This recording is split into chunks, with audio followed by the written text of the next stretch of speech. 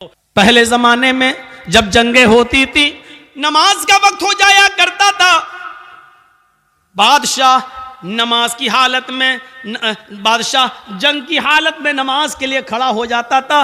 दूसरा बादशाह ये समझता था कि ये क्या हो रहा है, बताया ये नमाज पढ़ रहे हैं, अल्लाह को याद कर रहे हैं, अल्लाह से दुआ कर रहे हैं। वो बादशाह अपनी फौज लेकर भाग जाता था, ये कहते हुए कि जो कौम तीरों और तलवारों कि सायों में भी अपने रब को न भूलती हो तो उसका रब उसे कैसे भूल जाएगा।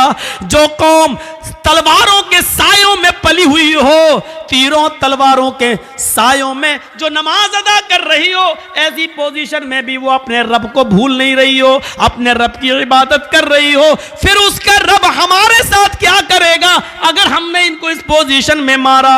वो अपनी फौज, अपने हथियार, अपने घोड़े, अपना सारा हथियार वहीं पर डालकर भाग जाया करते थे, ये कहते हुए कि आए अल्लाह वालों हम तुम्हारा मुकाबला नहीं कर सकते, आए अल्लाह वालों हम तुम्हारा मुकाबला नहीं कर सकते।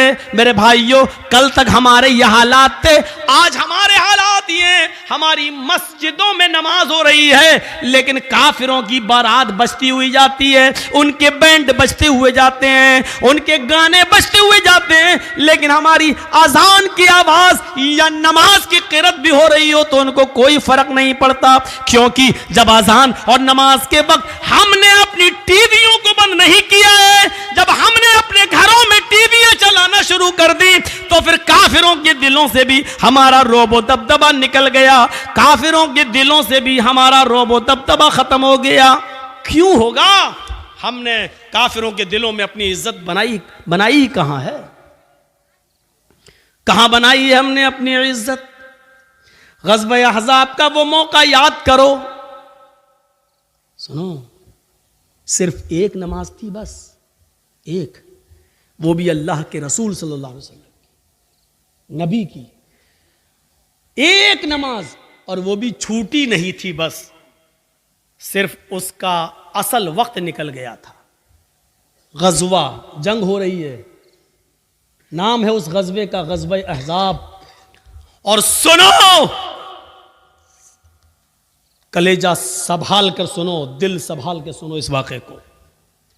ग़ज़वा अहज़ाब, काफिरों की तरफ से तीर चल रहे हैं, मुसलमानों की तरफ से भी तीर चल रहे हैं। यह जंग इतनी खतरनाक हुई कि असर की नमाज का वक्त आ गया, लेकिन सहाबा किराम संभल नहीं पाए, कोई इधर था कोई उधर था। नमाज पढ़े तो कैसे पढ़ें? एक साथ होते तो चलो आधे पढ़ लेते, आधे जंग करते, फिर ये जो आधे पढ़ चुके होते ये जंग में चले जाते, जो छूट गए वो बाद में पढ़ लेते। लेकिन कोई इधर है कोई उधर है। ये असर की नमाज का वक्त था, असर की नमाज का वक्त। अल्लाह के रसूल नमाज पढ़ा नहीं सके और सहाबा एक साथ जमा नहीं हो सके। कोई इधर से तीर चला रहा, कोई उधर से तीर चला रहा है, लेकिन तीर चलाते चलाते चलाते चलाते मगरिब का सूरज जो डूबता है, मगरिब की नमाज के लिए सूरज के डूबने से, सूरज के गुरूब होने से थोड़ी देर पहले सहाबा किराम ने उस जंग पर कामयाबी हासिल कर ली, यानी काफिरों को हरा दिया। लेकिन असर की नमाज का वक्त निकल गया। सुनिए, असर की नमाज का वक्त निकल गया था। जल्दी से वहीं साहबा ने तयम्मुम किया और वुजू बना, तयम्मुम पानी तो था नहीं, जल्दी से तयम्मुम किया और नमाज पढ़ना शुरू कर दी। सूरज डूबने से, गुरूब होने से पहले पहले अल्लाह के नबी ने और सहाबा ने असर की नमाज पढ़ ली। सिर्फ वक्त निकल गया, जो पढ़ना चाहिए था पौने, हम लोगों के यहाँ कितने बजे होती है असर? आपके यहाँ कितने बजे हो रही है असर? 2:45 पर? हाँ, कहीं 3:30 पे भी हो रही होगी, हम 3:15। आपकी मस्जिद में कितने बजे हो रही है? 3:15। अब 3:15 की जगह पर कोई आदमी 5:15 पे नमाज पढ़े तो वक्त निकल गया है ना उसका, असर का। मान लीजिए 5:30 पे सूरज डूब रहा है और 5:15 पे आदमी नमाज पढ़ रहा है, तो सूरज डूबने से पहले ही तो पढ़ रहा है वो। सूरज गुरूब होने वाला है, जल्दी से अल्लाह के रसूल ने और सहाबा ने तयम्मुम किया और नमाज पढ़ ली। और पढ़ने के बाद जो जुमले कहे वो सुनो। जो जुमले कहे उन काफिरों के लिए वो सुनो। मला अल्लाहु बुयूतहुम व कुबूरहुम नारा कमा हबसूना व शगलूना अनिस सलातिल वुस्ता। बुखारी शरीफ की हदीस के अल्फाज हैं। अल्लाह के नबी फरमाते हैं, इलाहुल आलमीन, जिन काफिरों की वजह से आज हमारी असर की नमाज का अव्वल वक्त निकल गया, आय अल्लाह, जिन काफिरों की वजह से आज मेरी असर की नमाज का असली वक्त निकल गया, वक्त पर हम नमाज नहीं पढ़ सके, सूरज डूबने से पहले आज हमने असर की नमाज पढ़ी, इसके जिम्मेदार ये काफिर हैं, ये जंग करने वाले, इनकी वजह से मेरी असर की नमाज का वक्त निकला है। मला अल्लाह बुयूतहुम, आय अल्लाह इनके घरों को तू आग से भर दे, आय अल्लाह इनके घरों में आग लगा दे, आय अल्लाह इनके घरों में तू आग से भर दे। नमाज के वक्त अपने घरों में बैठने वालों, नबी अकरम की इस बद्दुआ पर जरा गौर करो। मला अल्लाह बुयूतहुम, आय अल्लाह इनके घरों को तू आग से भर दे। मेरे नबी ने कभी किसी को बद्दुआ नहीं दी,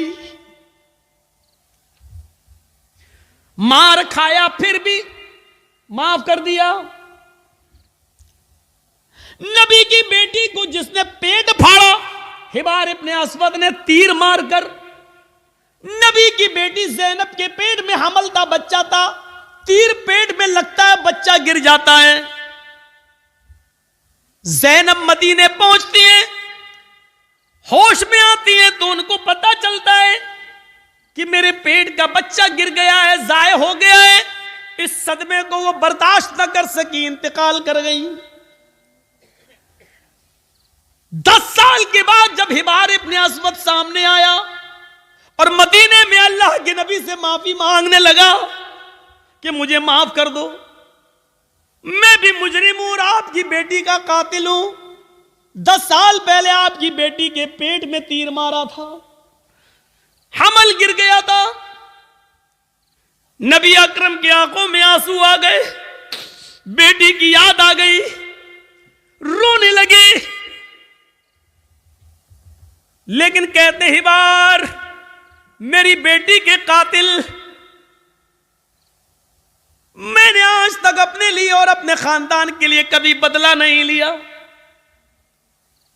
आज तूने माफी मांगी, जा, मैंने तुझे भी माफ कर दिया, जा जा जा हिबार, मेरी बेटी के कातिल, मैंने अपनी बेटी के कत्ल का खून माफ कर दिया। वो हमजा जो नबी का चचा, और हिंदा ने पेट फाड़ा, नाक काटी, कान काटा, जबान काटी, और इसी में धागा डालकर नाक, कान, जबान का हार बनाकर अपने गले में पहना। वो हिंदा जिसने हमजा का पेट फाड़ के कलेजा निकाला और चबाया, हिम्मत नहीं कर सकी उसको खाने की, थूक देती है। कटी हुई गर्दन, फटा हुआ पेट, निकला हुआ कलेजा, कटी हुई नाक, कटा हुआ कान, कटी हुई जबान। ये लाश जब नबी के सामने आई तो आपकी आंखों में आंसू आ गए और कहा, आए हमजा, कयामत तक जितने भी लोग अल्लाह की राह में कत्ल किए जाएंगे ये शहीद होंगे, लेकिन तू कयामत के दिन सैयदुल शुहदा बनाकर उठाया जाएगा, तमाम शहीदों का सरदार बनाकर उठाया जाएगा। ऐसा हाल करने वाली हिंदा जब नबी के सामने आई तो आपने कहा, क्या चाहती हो? माफी। आपने कहा, हिंदा जा, मैंने तुझे भी माफ कर दिया। ओ मेरे चचा की कातिल, जा, मैंने तुझे भी माफ कर दिया। मेरी चचा की लाश को बिगाड़ने वाली, जा, मैंने तुझे भी माफ कर दिया। लेकिन इंसान हूं, बुरा लगता है, तू मेरे सामने मत आना, क्योंकि जब तू मेरे सामने आएगी तो मुझे चचा की लाश याद आ जाएगी। हमारे नबी ने कभी किसी को बद्दुआ नहीं दी।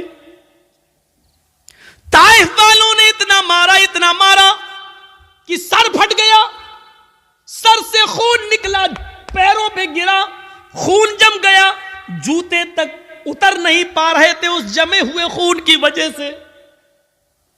दो फरिश्ते आए, अरे अल्लाह के नबी कहो तो इन ताइफ वालों को दो पहाड़ियों के बीच में पीस दूं।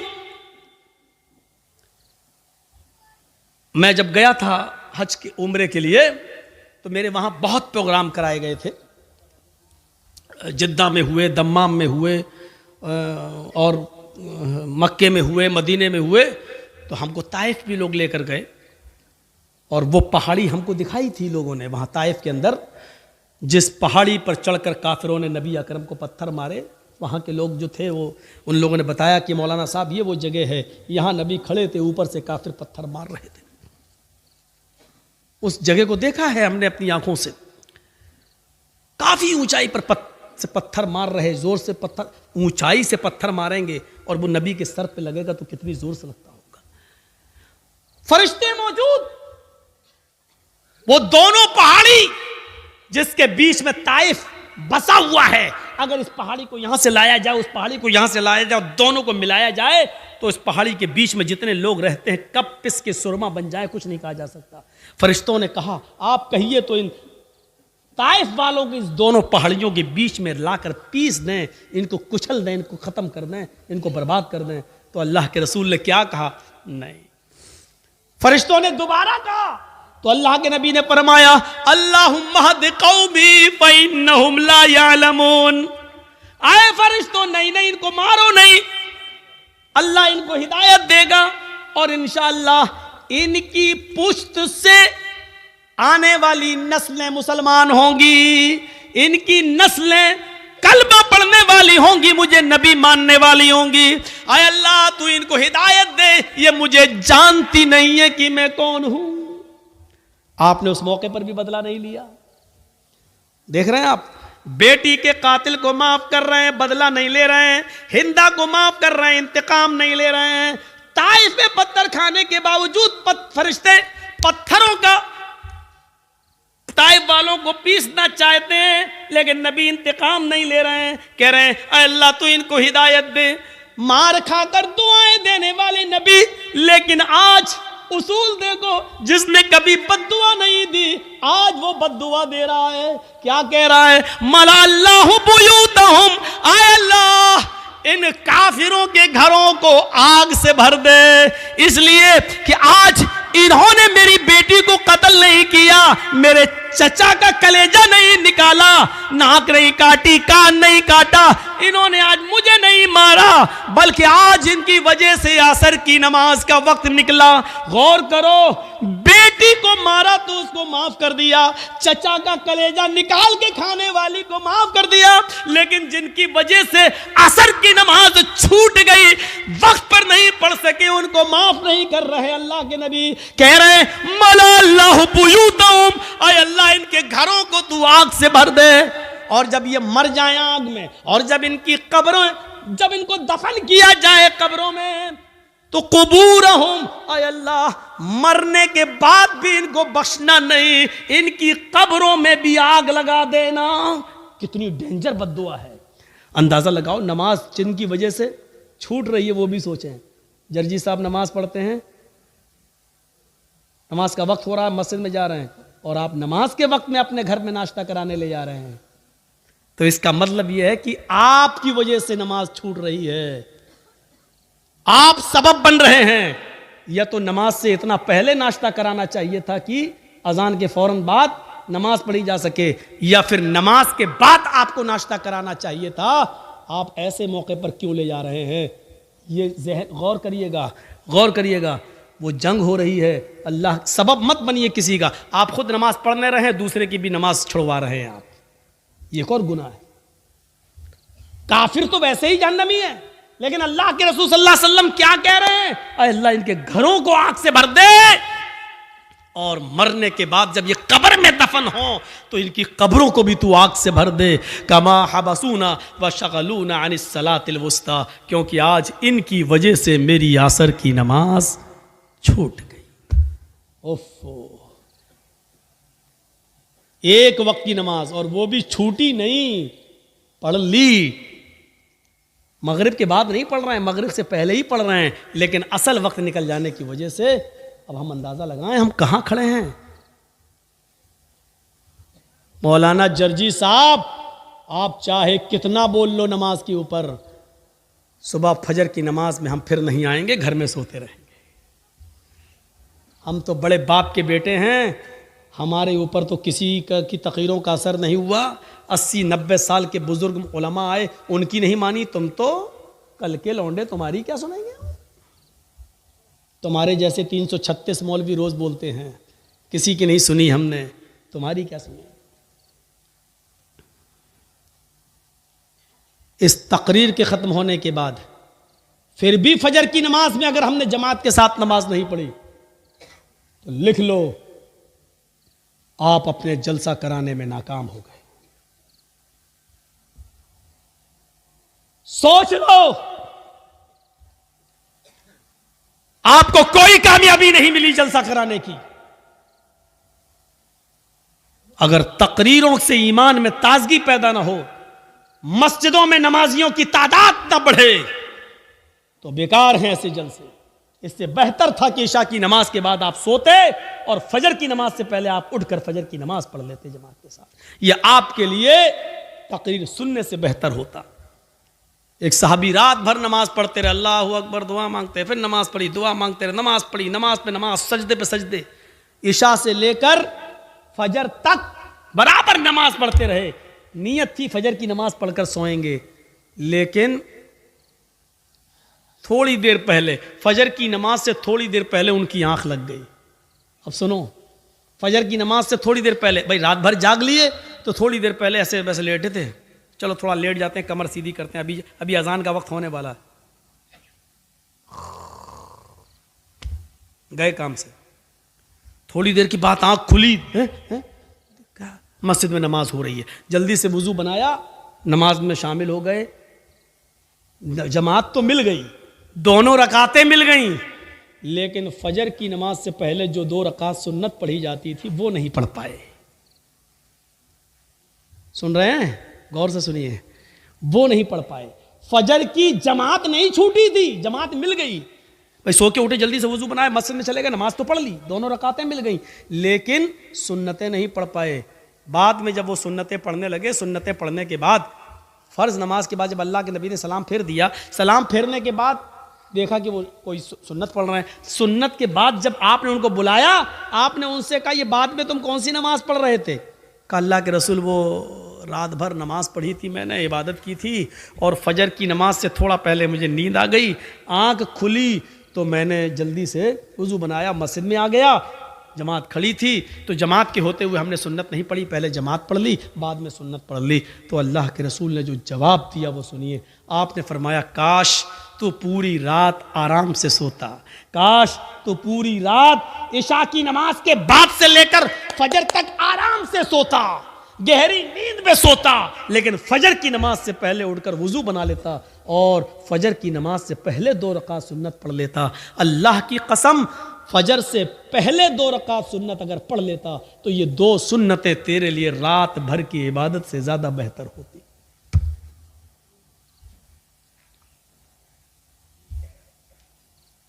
फजर की नमाज से पहले 2 रकात सुन्नत तुम्हारी रात भर की इबादत से ज्यादा बेहतर होती।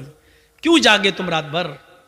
यानी ऐसी इबादत से क्या फायदा कि जलसा सुनो 12 बजे तक, 1 बजे तक, और सोते सोते 2 बज जाए, और फजर की नमाज में जब आप उठ ना सके और मस्जिद में ना जा सके, तो ऐसे जलसों से क्या फायदा?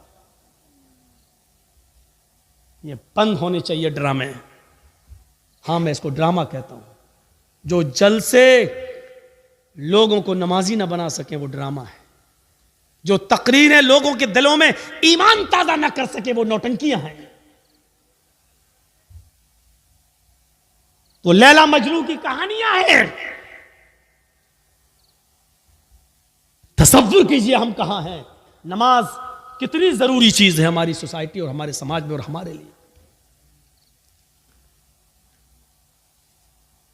रमजान का चांद देखा जाता है और ईद का भी देखा जाता है। रमजान का चांद देखने के लिए एक आदमी की, बाशरा आदमी की गवाही की जरूरत है। अगर एक आदमी ये कह दे कि मैंने चांद देखा है तो दूसरे दिन से रोजा रखा जाएगा। ईद के चांद के लिए 2 आदमियों की गवाही जरूरी है। ईद के चांद के लिए उसूल है। अब रमजान के लिए एक आदमी की गवाही काफी है, लेकिन ईद के चांद के लिए 2 की गवाही चाहिए। क्यों चाहिए? अल्लाह के नबी से पूछो, हर चीज का जवाब हमारे पास नहीं है, बस नबी ने कह दिया, हमें मानना पड़ेगा। ईद की चांद के लिए 2 आदमी की गवाही चाहिए है? लेकिन जब रमजान में एक आदमी की गवाही आप मानेंगे या ईद के चांद के लिए 2 आदमी की गवाही मानेंगे, तो उस वक्त भी देखा जाएगा ये एक आदमी जो रोजे की गवाही दे रहा है ये 5 वक्त का नमाजी है या नहीं है। अगर 5 वक्त का नमाजी है, बाशरा है, समाज में इसको झूठा नहीं कहा जाता है, इसकी बात मानी जाती है, दीनदार है, नमाजी है, तो उसकी बात मानी जाएगी। नमाज रोजे का पाबंद नहीं है, जुमे तक की नमाज नहीं पढ़ता है, ऐसा आदमी गवाही दे रहा है तो उसकी गवाही भी, चाहे वो कितना भी सच बोल रहा हो, उसकी गवाही भी उसकी जेब में घुसेड़ दी जाएगी। भाग, नहीं तस्लीम किया।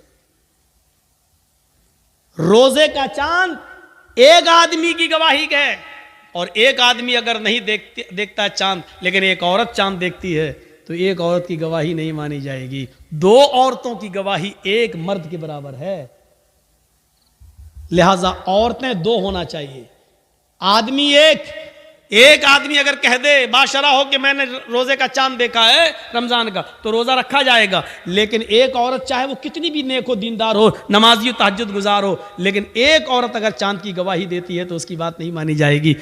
2 औरतें होना चाहिए। ऐसे ही ईद का चांद 2 मर्दों की गवाही चाहिए, लेकिन 2 मर्दों ने नहीं देखा है, एक मर्द ने देखा है और एक औरत ने, तो नहीं मानी जाएगी। एक मर्द ने देखा है तो 2 औरतें होनी चाहिए, या 4 औरतें होनी चाहिए, वो भी बाशरा। अब हम अपने जहन में इस बात को रखें कि जब यहां बेनमाजियों की गवाही नहीं मानी जा रही है, सोचिए तो और मामलात के अंदर बेनमाजी की हैसियत क्या होगी। आइए एक और चीज की तरफ हम तुम्हें लेके चलते हैं। या अय्युहल्लज़ीना मनुस्तईनु बिस्सब्रि वस्सलाह, ये बड़ी प्यारी चीज हम आपको बताने के लिए चल रहे हैं मेरे भाइयों। या अय्युहल्लज़ीना मनुस्तईनु बिस्सब्रि वस्सलाह, आई मानो वालो तुम सब्र और नमाज के जरिए अल्लाह से मदद मांगो। बड़ी प्यारी आयत है। छोटा सा बच्चा है, अभी वो अपनी मां का दूध पीता है, 8-9 महीने का, 10 महीने का, 1 साल का है, चलता है, फिरता है, पूरी ताकत नहीं है, हल्के हल्के पैरों से चलता भी है, गिरता भी है। कभी कभी उसके सामने अनजान आदमी आ जाए तो डरता भी है, उसके सामने कोई कीड़ा मकोड़ा टहलने लगे तो वो डरता भी है। आपने देखा होगा, मां ने अपने बच्चे को छोड़ा, चलना सिखा रही है, थोड़ा चलता है गिरता है, थोड़ा चलता है गिरता है। मां थोड़ी दूर हटके देखती है, देखे कितनी दूर जाता है बच्चा। बच्चा थोड़ी दूर गया, वहां कोई जानवर देखा, कोई कीड़ा मकोड़ा देखा, वो उधर से पलटा और भागता है अपने मां के पास। मां जल्दी से अपने दोनों बाहें फैला देती है, और बच्चा जब डरता है तो वो अपनी मां की गोद में आ जाता है। जैसे ही बच्चा अपनी मां की गोद में आता है, वो अपने आप को बिल्कुल महफूज कर लेता है, समझ लेता है। अब वो समझता है कि मैं सबसे बड़े खतरे से टल चुका हूं, अब सबसे बड़ी मुसीबत, भाई बच्चे के लिए तो वही सबसे बड़ी मुसीबत है जिससे वो डर रहा है। बच्चा अपनी मां की गोद में आया, और जैसे ही वो अपने मां की गोद में आता है, वो समझता है कि अब मुझे कोई खतरा नहीं है, क्योंकि मैं एक सुरक्षित गोद में आ गया हूं, एक महफूज गोद में के अंदर आ गया हूं। अब मुझे दुनिया व माफिया का कोई खतरा नहीं है। बच्चा अपनी मां की गोद में आ जाता है तो वो दुनिया के बड़े से बड़े खतरे से अपने आप को महफूज समझ लेता है। कुरान यही फरमा रहा है, लोगों नमाज ये मां की गोद है। तुम्हारे लिए बड़े से बड़े खतरे जब तुम्हारे सामने आए, बड़ी से बड़ी मुसीबतें जब तुम्हारे सामने आए, बड़े से बड़े खौफनाक मरहले जब तुम्हारे सामने आए, तो तुम नमाज की आगोश में आ जाओ, नमाज की गोद में आ जाओ। जब तुम मस्जिद में आ जाओगे, नमाज की आगोश में आ जाओगे, तो तुम उस खतरे से महफूज हो गए। नमाज अपने नमाजी को अपनी गोद में ऐसे ले लेती है जैसे मां अपनी गोद में अपने बच्चे को ले लेती है। जैसे बच्चा मां की गोद में आकर अपने आप को महफूज समझ लेता है, ऐसे ही नमाजी नमाज के अंदर अपने आप को महफूज समझ लेता है। एक सहाबी हैं, जंग हो रही है, नमाज का वक्त हो जाता है। नमाज के वक्त ही में अबू दाऊद शरीफ की रिवायत है, एक तीर आता है और तीर आते ही उनकी पीठ में लगता है। और सोचो, तीर किसी की पीठ में लग जाए और नमाज के अंदर लग जाए। लगी, हाथ बंधे हुए हैं, तीर पीछे लगता है, खून बहने लगता है और टपकने लगता है। लेकिन इन्होंने कुरान पढ़ना बंद नहीं किया, पूरी नमाज पढ़ ली। जब सलाम फेरा, अस्सलामु अलैकुम वरहमतुल्लाह, अस्सलामु अलैकुम वरहमतुल्लाह, लोग उनके पास आए, साहब ये क्या किया तुमने? इतना खतरनाक तीर आधे से ज्यादा तुम्हारी पीठ में घुस गया, खून से पूरी चटाई भीग गई, तुम्हारा कपड़े लहूलुहान हो गए और तुम नमाज में मसरूफ हो। उस सहाबी ने जवाब दिया, जब मैं नमाज पढ़ रहा था, अल्लाह की कसम मेरी पीठ में कब तीर लगा मुझे पता ही नहीं चला, इसलिए कि मैं सूरह कहफ की तिलावत कर रहा था और सूरह कहफ की तिलावत करते हुए मुझे इतना मजा आ रहा था, इतना इंजॉय मिल रहा था। सूरह कहफ की तिलावत ने मुझे तीर की तकलीफ भुला दिया, मुझे पता ही नहीं चल रहा है कि मुझे तीर लगा है। ये तो तुम अभी बतला रहे हो कि मुझे तीर लगा है, अब देख रहा हूं कि ये खून ले, मुझे तो एहसास ही नहीं हुआ।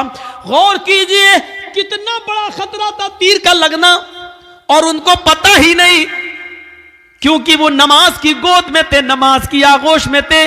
सोचो मेरे प्यारे साथियों, आज हमारी भी नमाजें हैं, हम पढ़ते हैं और एक छोटा सा मच्छर काट ले तो हम जल्दी से गाल मसलने लगते हैं, मच्छर मारने लगते हैं, इसलिए कि हमें कुरान की तिलावत में मजा ही नहीं आता है।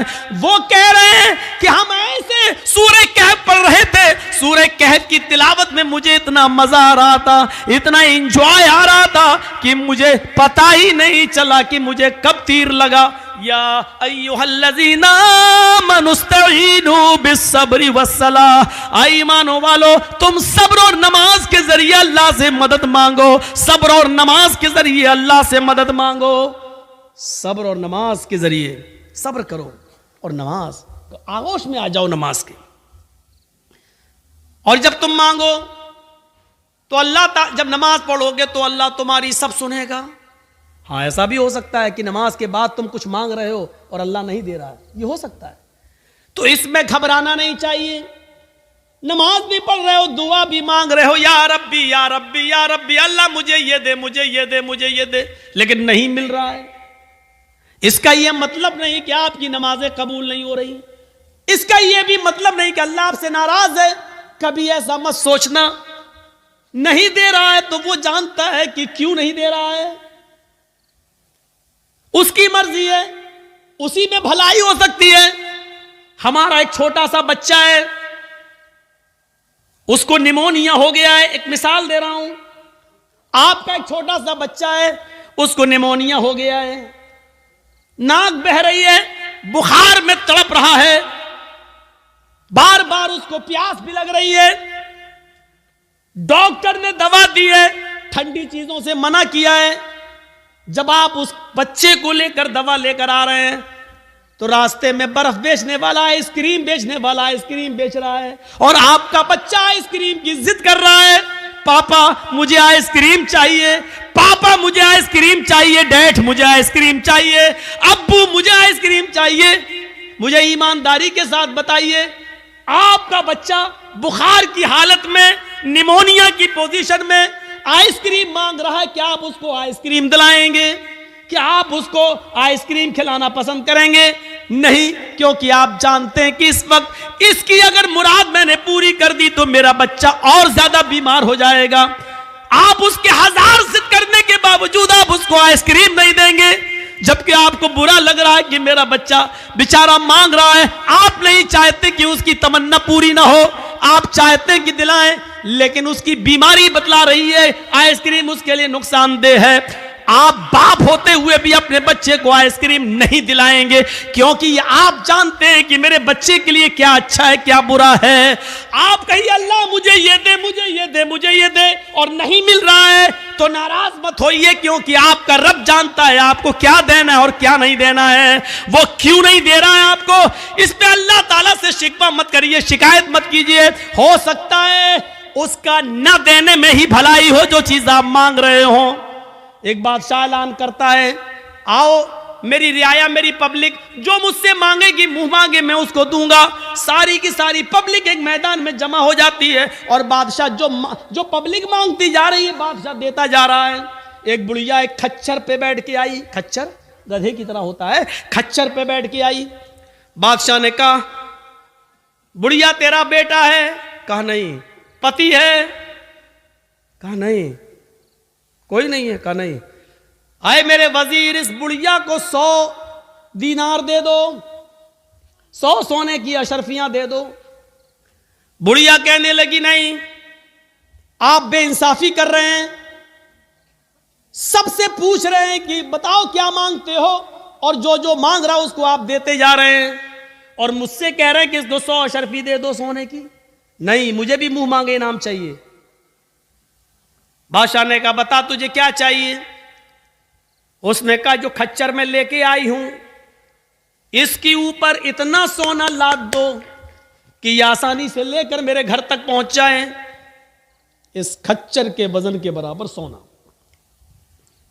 बादशाह ने कहा, देखो ये तुम गलत कर रही हो।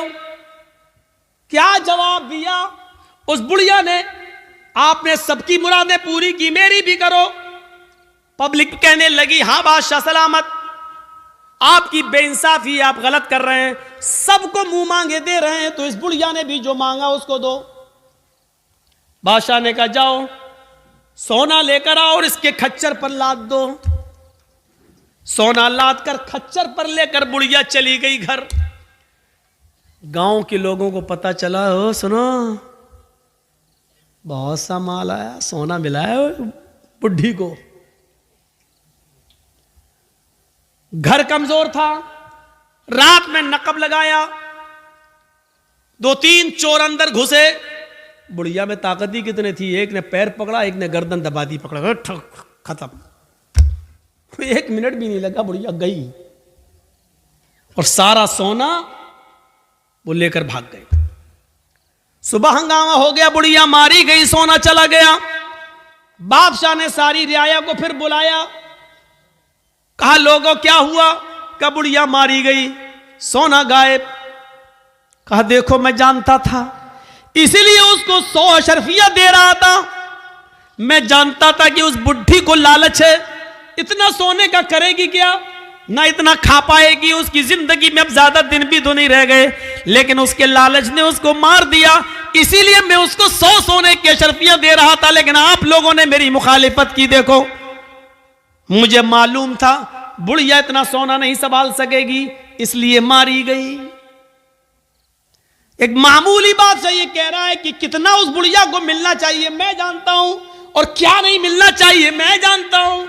तो जो लोग अल्लाह से दुआएं मांगते, मुझे ये दे दे, मुझे ये दे दे, लेकिन नहीं मिल रहा है, उसका रब जानता है कि क्या देना चाहिए, क्या नहीं देना चाहिए, कितना देना चाहिए और कितना नहीं देना चाहिए, ये उसको मालूम है। इसलिए उसने जितना दिया है उसी पर राजी रहो, उसी पर खुश रहो। ज्यादा माल तबाही और बर्बादी का बायस भी बन जाता है। कल मैंने बताया था, अल्लाह के नबी ने जब जन्नत में झांक कर देखा तो जन्नत में सबसे ज्यादा गरीब, फकीर और मिस्कीनों को देखा, और जहन्नम में झांक कर देखा तो सबसे ज्यादा औरतों को देखा।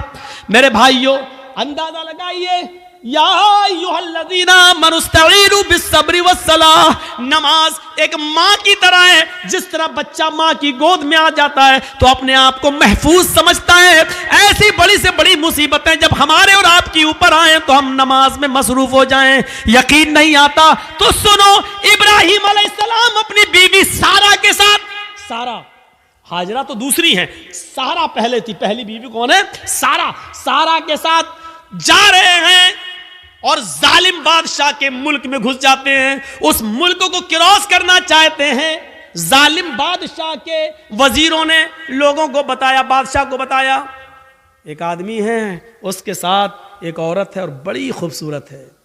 बादशाह ने कहा, अच्छा खूबसूरत है, कहां? बुला के लाओ। इब्राहिम और सारा बुला कर लाए गए।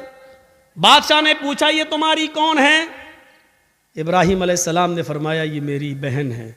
इब्राहिम अलैहिस्सलाम ने ये सुन रखा था कि उस बादशाह को अगर ये कह दिया जाए कि ये मेरी बहन है तो भाई के साथ जब बहन को देखता है तो वो फिर हाथ नहीं लगाता है, छोड़ देता है। तो कह दिया कि बहन है। ये झूठ नहीं था। इब्राहिम अलैहिस्सलाम ने जब ये कहा कि ये मेरी बहन है तो इस हैसियत से कहा कि सारी दुनिया के मुसलमान आपस में भाई हैं और सारी दुनिया की औरतें बहन है। ईमानी रिश्ते से उनको अपना बहन दिल में नियत की थी। ईमानी रिश्ते से तो सभी बहन है, हर कोई एक दूसरे का भाई, एक दूसरे की बहन है। लेकिन चूंकि खूबसूरत इतनी थी हजरत सारा कि बहन कहने के बावजूद भी उसकी नीयत खराब रही। उसने कहा, इनको कहीं ले जाओ और सारा को जरा हमारे दरबार में लेके आओ। इब्राहिम अलैहिस्सलातु वस्सलाम अपनी बीवी से कहते हैं, जाओ। इब्राहिम अलैहिस्सलाम को एक जगह रोक दिया जाता है। सारा को अकेले ले जाया जा रहा है और जब बादशाह के खुलवत में, बादशाह की तन्हाई में सारा को कर दिया जाता है तो बादशाह ने सारा ने दुआ मांगी, इलाहुल आलमीन, मैं अपने शौहर इब्राहिम की अमानत हूं और आज तक मैंने तेरे दीन की कभी मुखालिफत नहीं की है। ऐ अल्लाह, इस जालिम बादशाह से मेरी इज्जत व आबरू की हिफाजत फरमा। ये कहकर बादशाह ने जब उस सारा के ऊपर अपना हाथ बढ़ाया तो सारा की दुआ रंग लाई और सीने के पास आते आते हाथ रुक गया। न आगे बढ़ रहा है, न पीछे हट रहा है, न नीचे हो रहा है, न ऊपर जा रहा है, यहीं पर आकर शल हो जाता है। जैसे ये सारा अलैहिस्सलाम है और ये उनके सीने का हिस्सा है, ऐसे उस पर पकड़ के हाथ मारा, ये बस यहां पर रुक गया। अब न आगे बढ़ रहा, न पीछे हट रहा, न इधर हो रहा, न इधर हो रहा। चीख कर कहता है, सारा, तेरे पास कोई खुदाई ताकत है जो मेरे हाथ को मजबूती के साथ पकड़े हुए है? अल्लाह से दुआ कर, मैं वादा करता हूं कि मैं तुझे हाथ नहीं लगाऊंगा। हजरत सारा ने दुआ की और बादशाह का हाथ सही हो गया। फिर नीयत खराब हो गई उसकी, पता नहीं, हो सकता है ऑटोमेटिक हो गया हो। उसने दोबारा हाथ बढ़ाया तो दोबारा फिर हाथ वहीं पर रुक गया, हजरत सारा के थोड़ा पास। शल हो गया, ना आगे ना पीछे, न दाएं ना बाएं। कहा, ऐ सारा, एक बार और दुआ कर दे, इसके बाद हम तुझे कभी हाथ नहीं लगाएंगे, मैं छोड़ दूंगा। उसने फिर दुआ कर दी, अल्लाह इसको ठीक कर दे, सही हो गया। लेकिन कहते ना, इतनी खूबसूरत थी कि उसका दिल मुतमईन नहीं था। तीसरी मर्तबा उसने फिर बदअहदी की और फिर हाथ बढ़ाया, फिर हाथ शल पड़ गया, आगे नहीं बढ़ा। कहता है कि मैं कसम खाता हूं अपने रब की, जिसको वो रब मानता था, मैं अपने माबूद की, अपने खुदा की कसम खा के कहता हूं अब हाथ नहीं लगाऊंगा, मुझे आखिरी बार माफ कर दे और दुआ कर। सारा ने फिर दुआ की, उसने छोड़ दिया और अपनी लौंडी जानते हो, खादिमा, खिदमत करने वाली, जो उस बादशाह की लौंडी थी, खादिमा, खिदमत करने वाली, हाजिरा, उसने वो लौंडी सारा को दे दी कि ये तुम ले जाओ और ये तुम्हारे रास्ते में काम आएगी, इसको मैं तुम्हें दे रहा हूं बतौर गिफ्ट। हजरत सारा जब हाजरा को लेकर आई तो पूछा कि मेरे शौहर इब्राहिम कहाँ हैं। बादशाह की पुलिस, बादशाह की फौज जब हजरत सारा को इब्राहिम अलैहिस्सलाम के पास लेकर गए तो हजरत सारा क्या देखती है कि इब्राहिम अलैहिस्सलाम नमाज में मसरूफ हैं, नमाज पढ़ रहे हैं। मुस्लिम शरीफ की हदीस है, वो नमाज में मसरूफ है, नमाज पढ़ रहे हैं और नमाजी में ये दुआ कर रहे हैं कि अल्लाह मेरी बीवी की हिफाजत फरमा, अल्लाह मेरी बीवी की हिफाजत फरमा, अल्लाह जालिम बादशाह के जुल्म से हमारी बीवी को बचा ले। नमाज में मसरूफ हैं। मेरे भाइयों, जब सारा के ऊपर मुसीबत आई और जालिम बादशाह ने जब उनको पकड़ा और अपने आगोश में लेना चाहा तो उनके पति इब्राहिम अलैहिस्सलाम नमाज के अंदर गिर जाते हैं, नमाज में मसरूफ हो जाते हैं, नमाज पढ़ना शुरू कर देते हैं। गौर कीजिए, जब किसी के ऊपर मुसीबत आए तो उसको नमाज के अंदर नमाज पढ़ना चाहिए, उसको नमाज के अंदर अल्लाह रब्बुल आलमीन से दुआ करनी चाहिए, क्योंकि नमाज एक माँ है, आपको अपनी आगोश में ले लेगी और जब आप नमाज की आगोश में आ जाएंगे तो सारे खतरों से महफूज हो जाएंगे, सारे खतरों से आप अलग हो जाएंगे, फिर कोई खतरा नहीं रहेगा, टल जाएगा वो खतरा। आपको याद होगा, सही बुखारी की रिवायत है, बनी इसराइल में एक नौजवान था, नाम था उसका जुरैज, नाम था उसका जुरैज, बहुत नेक इबादत करने वाला, बड़ा अल्लाह वाला, बड़ा नमाजी। एक बार हजरत जुरैज नमाज के अंदर मसरूफ थे, नमाज पढ़ रहे और उनकी मां को किसी चीज की जरूरत पेश आ गई तो जुरैज को आवाज देने लगी, आई जुरैज। जुरैज कहते हैं अल्लाह, मैं नमाज में हूं और पीछे मेरी मां आवाज दे रही है। जुरैज ये कहते हैं अल्लाह मैं क्या करूं, मैं नमाज में और मेरी मां पीछे आवाज दे रही है। फिर उसने तीसरी आवाज दी, जुरैज, लेकिन जुरैज ने कोई जवाब नहीं दिया, वो नमाज पढ़ते रहे।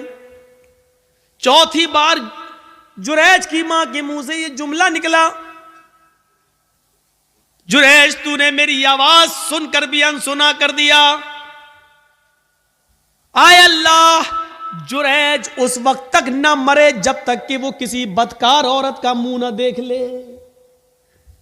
आय अल्लाह, जुरैज को उस वक्त तक तू मौत मत देना जब तक कि जुरैज किसी बेशरम और बेहया औरत के साथ हम बिस्तरी ना कर ले, उसके साथ जिना ना कर ले। मां की बद्दुआ थी, मां ये बद्दुआ देकर चली गई।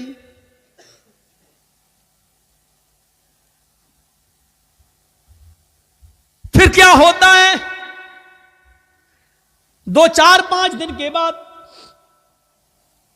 एक औरत जुरैज के माबत में जहां वो इबादत करते थे उसी में हुजरा था, उसी हुजरे में खूबसूरत औरत आती है और जुरैज से कहती है, जुरैज उदनु मिन्नी, आओ मेरे करीब आओ और मुझसे जिना करो।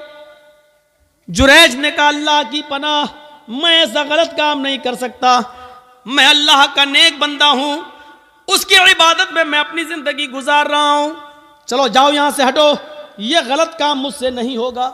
जुरैज ने उस औरत को भगा दिया। वो औरत परेशान थी, सीधे जंगल में जाती है और वहां बकरियां चराने वाले एक चरवाहे के साथ वो जिना कर लेती है, शिकार हो जाती है जिना का। 9 महीने 10 महीने गुजर जाते हैं। 9 महीने के बाद उस औरत के बच्चा पैदा होता है, हमल ठहर गया था। 9 महीने के बाद जब बच्चा पैदा हुआ तो उस चरवाहे का तो पता ही नहीं कि वो कहां का रहने वाला था, कहां चला गया, और न ये औरत उसको पहचानती थी। बस जुनून था उसको किसी से मिलने का, मिल लिया वो। ये जुरैज नहीं मिला तो जंगल के चरवाहे के पास चली गई, लेकिन चरवाहे का पता नहीं। 9 महीने से इसके घर में जब बच्चा पैदा होता है तो पूरे गांव वाले इस पर भिल पड़े, है तेरी शादी नहीं हुई, बच्चा कहां से आया। जब उसको ज्यादा परेशान किया गया और गंभीरता से इस बात को ली गई कि पूरा समाज बदनाम हो जाएगा, बता पहले ये बच्चा किसका, तो उस औरत ने जुरैज का नाम ले दिया। उस औरत ने जुरैज का नाम ले लिया, किस बच्चे का बाप जुरैज है। आजकल तो डीएनए टेस्ट हो जाएगा, पता चल जाएगा किसका बच्चा है, लेकिन उस जमाने में तो डीएनए टेस्ट की कोई मशीनरी नहीं थी, पैथोलॉजी और साइंस ने इतनी तरक्की नहीं की थी, कोई पैथोलॉजी भी नहीं थी। पूरा गांव आया गुस्से में और देखा कि जुरैज नमाज पढ़ रहा, पूरा नमाज से उनको खींचा, हट देख कितना अल्लाह वाला बना फिरता है, नमाज पढ़ रहा है, और उसका पूरा इबादत खाना तोड़ दिया। हट, बड़ा नालायक आदमी है, बड़ा कमीना इंसान है, उसका इबादत खाना तोड़ दिया। मारा नहीं, उसको खींच लिया। देख कितना अच्छा बनता है, कितना नेक बनता है, सजदों पे सजदे करता है, रात में नमाज पढ़ता है, दिन में नमाज पढ़ता, और कारनामा देख, गांव की लड़की के साथ ऐसा हाल, उसको मां बना दिया, प्रेग्नेंट कर दिया, उसके पेट में बच्चा। किस किस को सफाई देते? जब औरत ये कह रही है कि इस बच्चे का बाप जुरैज है, तो अब जुरैज किस किस को सफाई देते? नहीं मानता कोई उनकी बात। जुरैज समझ गए कि वो बच्चा किसी और का है, लेकिन उस औरत ने मेरा नाम लगा दिया। तो बजाय लोगों को सफाई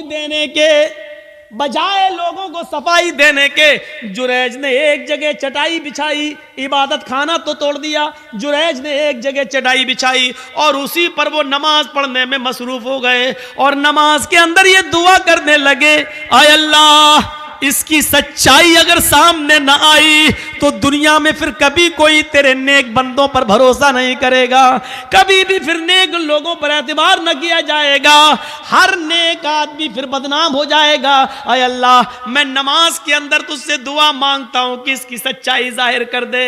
नमाज पढ़ रहे हैं, उधर अल्लाह ताला ने उस बच्चे को कुव्वते गोयाई दी, जो बच्चा उस औरत ने पैदा किया था, जो चरवाहे की पैदावार था।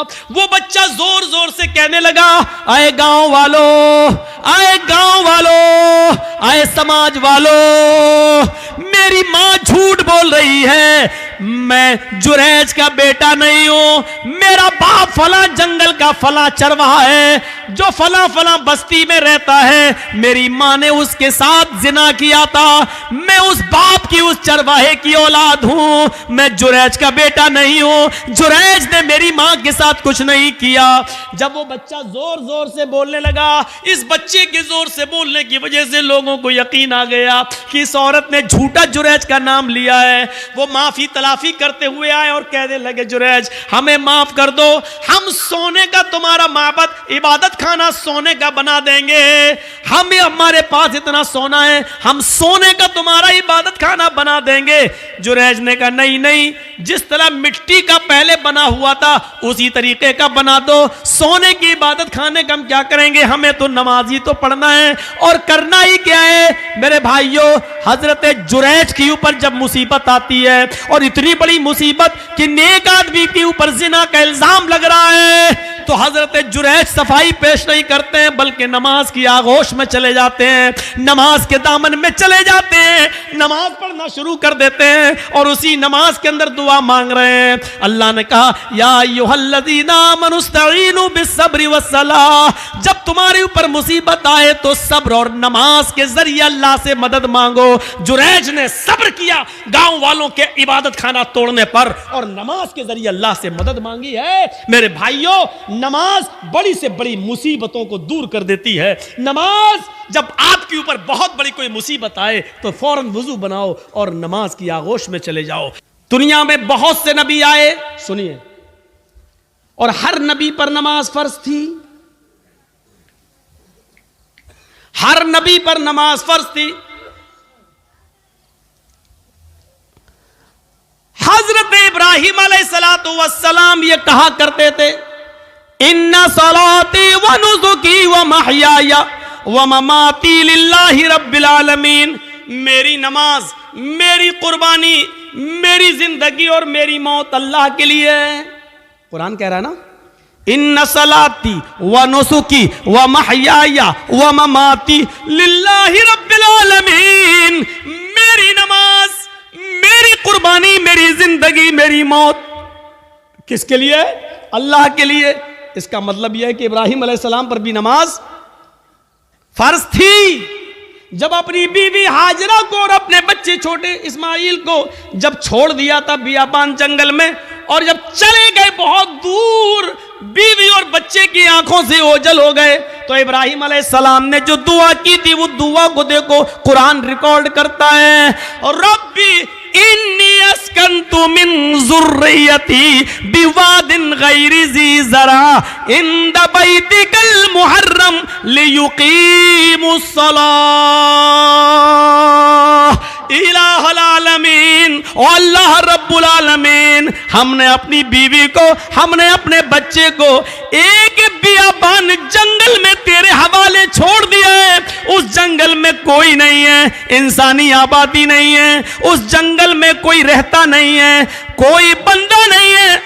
बिवादिन गैरि ज़ी ज़रा, बेआबू गयाबादी है, वहां दरख्त भी पैदा नहीं होते, वहां बियाबान जंगली जंगल है, वहां से कोई काफिला भी नहीं आता है।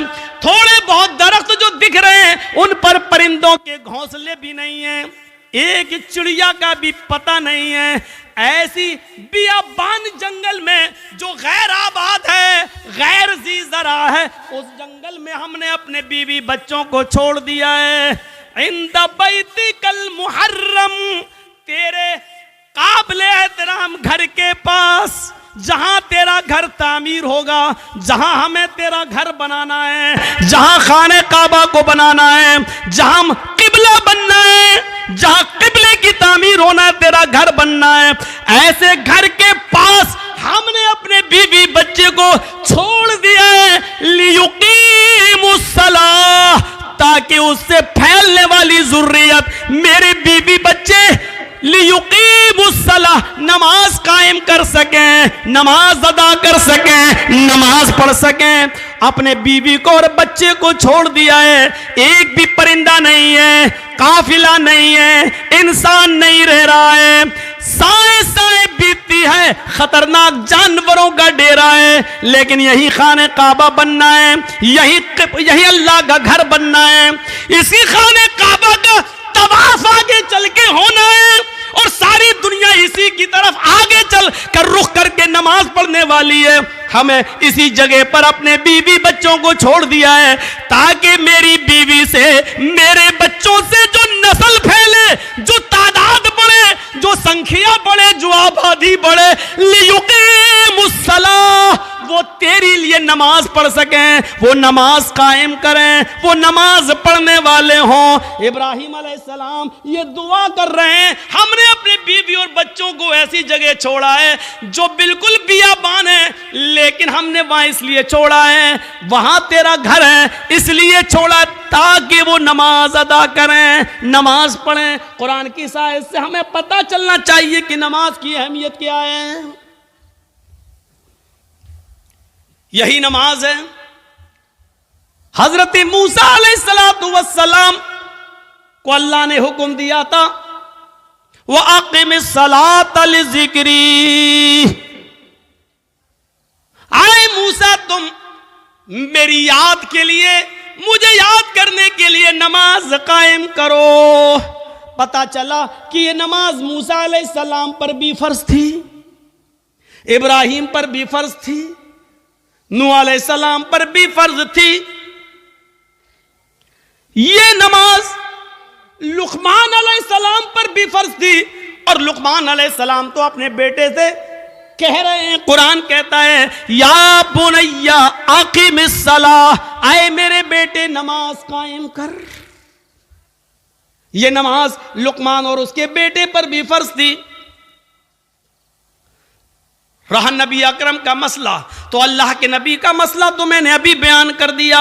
अम्मा आयशा कहती हैं, अजान की आवाज सुनकर मुझे हटा देते, मुझसे दूर हो जाते, ऐसा लगता जैसे मुझे जानते ही नहीं है, ऐसा लगता जैसे मुझे पहचानते ही नहीं है, कभी हमें देखा ही नहीं है, ऐसा महसूस होता है जैसे ये हमें पहचान ही नहीं रहे हैं। ये नमाज का हाल जिसको आज हमने बहुत हल्के में ले लिया है, मर्जी आई पढ़ो। अगर नमाज के बारे में सही जानकारी मिल जाए तो उससे आप अंदाजा लगा सकते हैं कि बेनमाजी की मुआशरे में क्या हैसियत है। बेनमाजी के घर खाना खाना जायज नहीं है। बेनमाजी की शादी में शिरकत करना जायज नहीं है।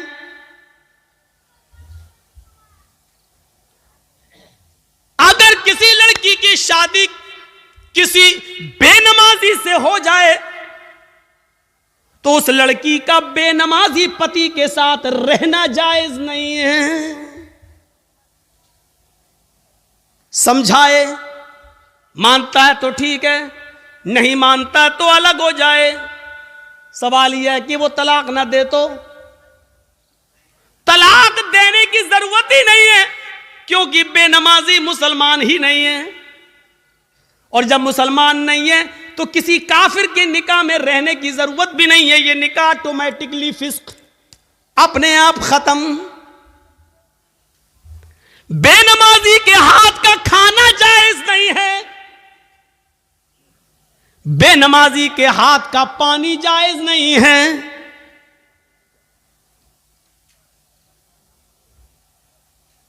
बेनमाजी अगर मर जाए तो उसकी नमाज़े जनाजा पढ़ना जायज नहीं है। बेनमाजी अगर मर जाए तो उसको मुसलमानों के कब्रिस्तान में दफन करना जायज नहीं है। क्या क्या बताऊं।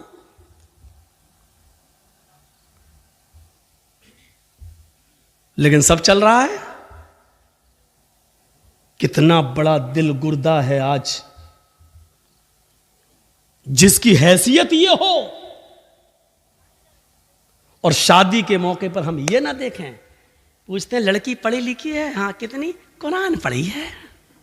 कितना बड़ा कारनामा है, कुरान पढ़ी है। और कुरान खुलता कब है? रमजान में। फिर पूरे रमजान तक बंद रहता है। फिर जब रमजान का महीना आएगा तब वो कपड़े से खुलेगा, धूल उस वक्त धूल साफ होगी। अपने जहेज के बर्तन रोज धोएगी। अम्मा की और बाप की तरफ से मिले हुए बर्तन रोज धोएगी। लेकिन कुरान जिस जुज़दान में लिपटा हुआ है उसको महीनों हो जाते हैं, उसको साफ करने की नौबत नहीं आती।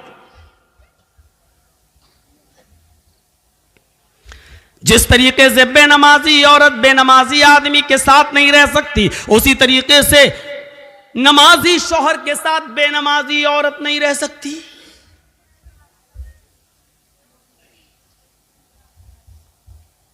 देख रहे हैं आप, इन नबियों पर भी नमाज फर्ज थी।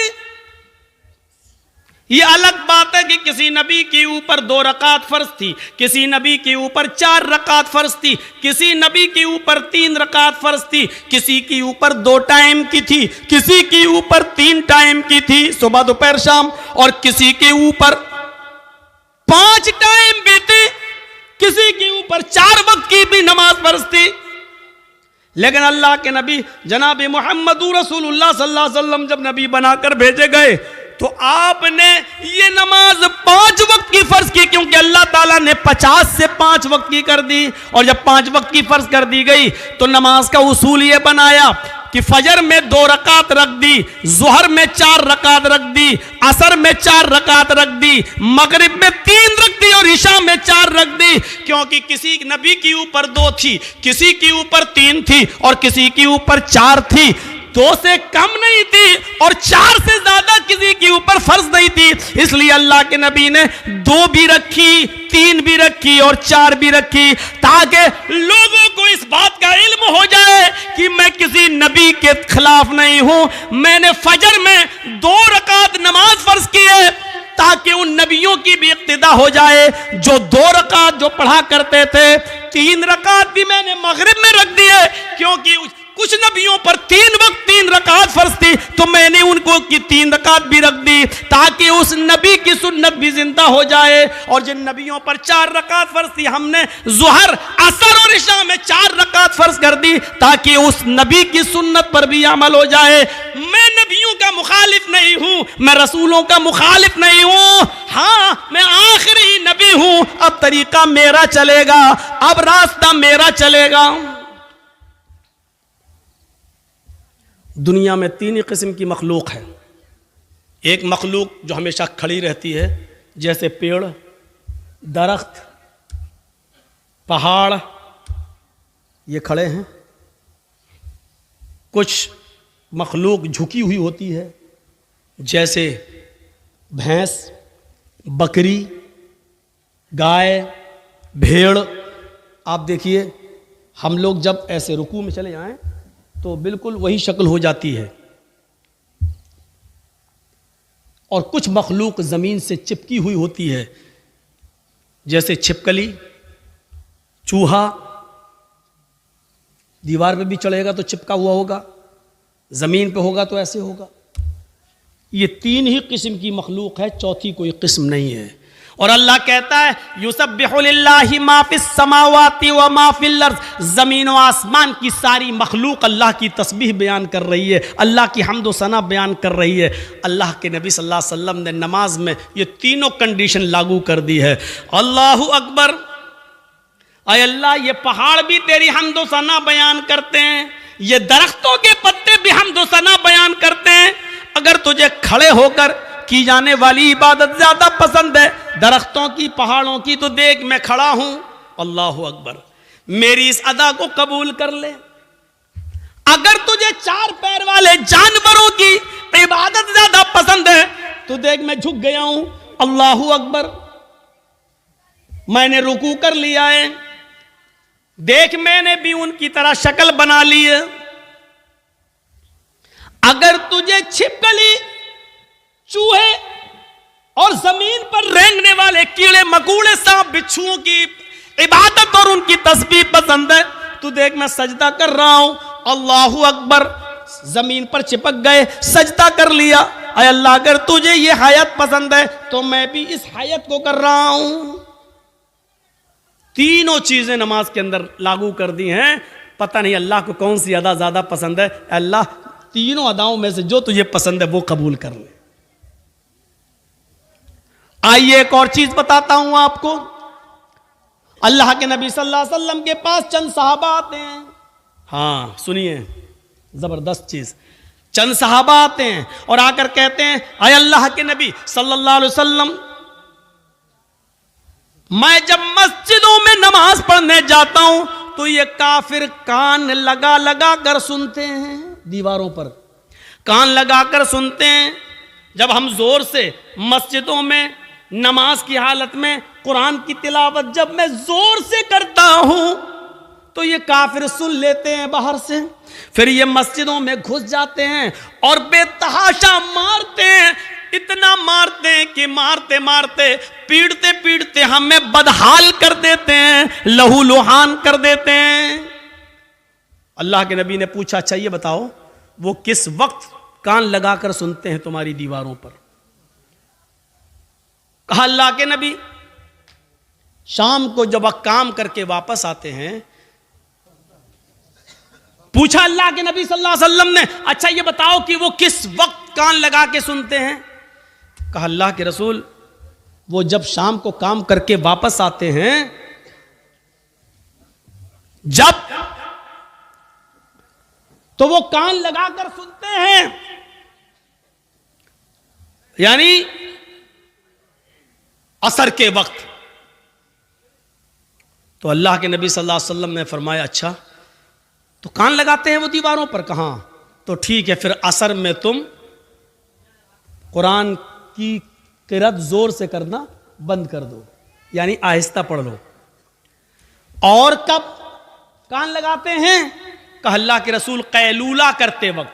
हम लोग जब दोपहर में काम करके आते हैं, घर में खाना खा के थोड़ा सोते हैं, कैलूला यानी जोहर की नमाज के वक्त वो कान लगाकर सुनते हैं और हमको पकड़ के मारते हैं जब हम जोर से कुरान की तिलावत करते हैं तब।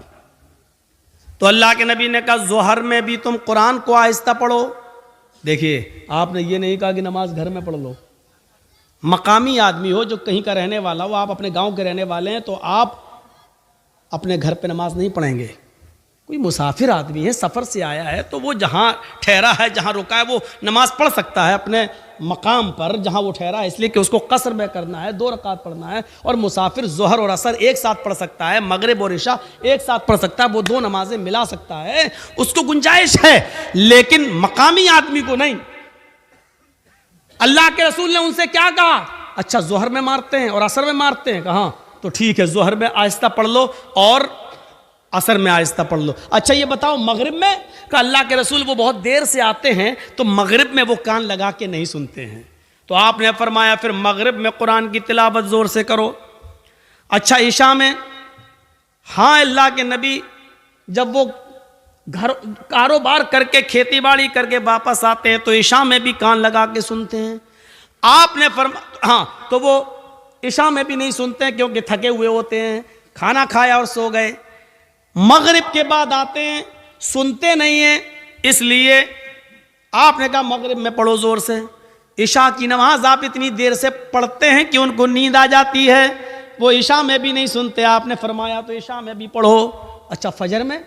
कहा अल्लाह के नबी फजर में तो वो खुद ही घोड़ा बेच के सोते रहते हैं, तो आपने कहा फिर फजर में भी ज़ोर से तिलावत करो। पहले ये 5 वक्त ज़ोर से तिलावत होती थी, 5 नमाजों में ज़ोर से पढ़ा जाता था अल्हम्दुलिल्लाह रब्बिल आलमीन। जब सहाबा ने शिकायत की कि अल्लाह के रसूल ये हमें मारते हैं, कानों में दीवारों पे कान लगाते हैं, सुन लेते पढ़ रहे हैं तो मारते हैं, पीटते इतना मारते हैं कि लहू लुहान हो जाते हैं, तो आपने कहा कब मारते हैं? कहा ज़ोहर में। आपने कहा ज़ोहर में आहिस्ता पढ़ो।